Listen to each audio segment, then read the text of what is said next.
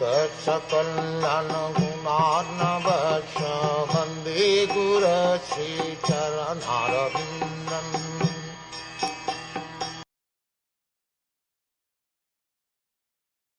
Then, in the beginning of Kali Yuga, the Lord will appear as Lord Buddha, the son of Anjana, in the province of Gaya, just for the purpose of deluding those who are envious of the faithful theist.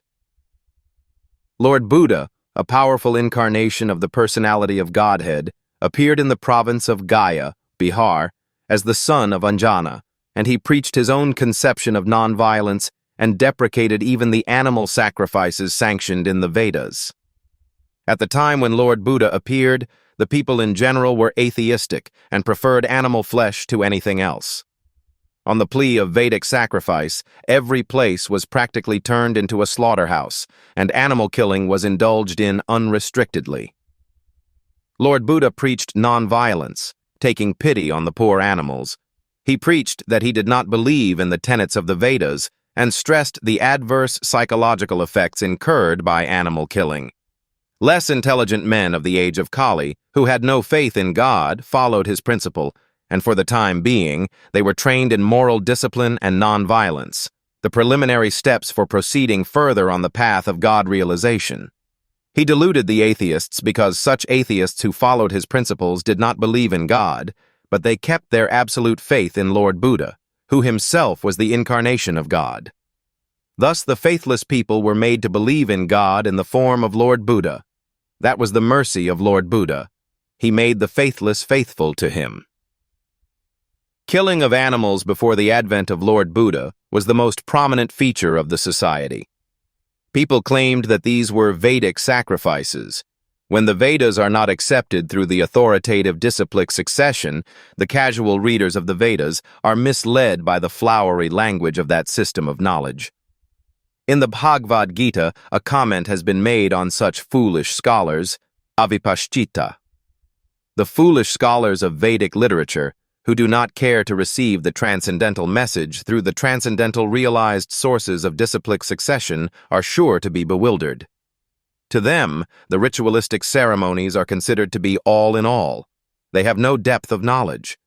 According to the Bhagavad Gita, Vedaishka sarver aham eva vedya. The whole system of the Vedas is to lead one gradually to the path of the Supreme Lord. The whole theme of Vedic literature is to know the Supreme Lord, the individual soul, the cosmic situation, and the relation between all these items.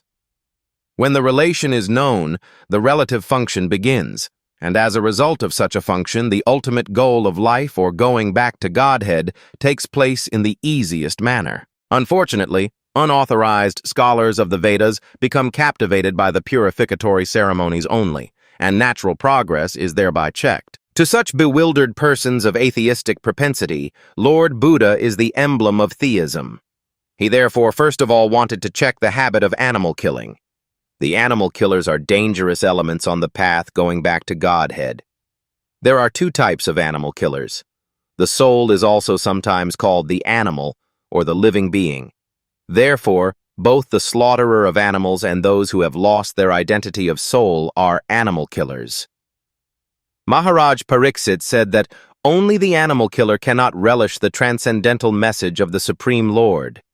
Therefore, if people are to be educated to the path of Godhead, they must be taught first and foremost to stop the process of animal killing as above mentioned. It is nonsensical to say that animal killing has nothing to do with spiritual realization.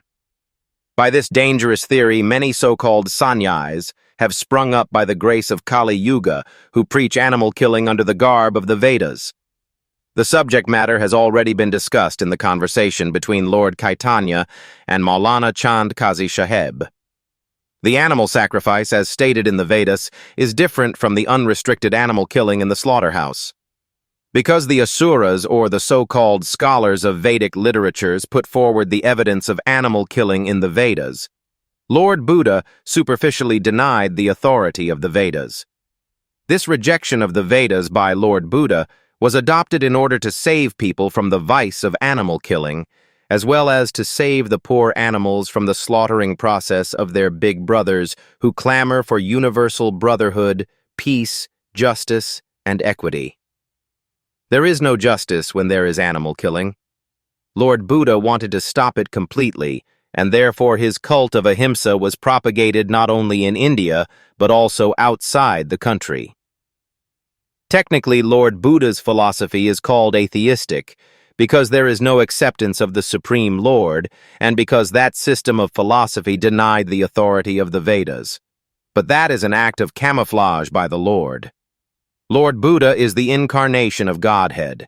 As such, he is the original propounder of Vedic knowledge. He therefore cannot reject Vedic philosophy.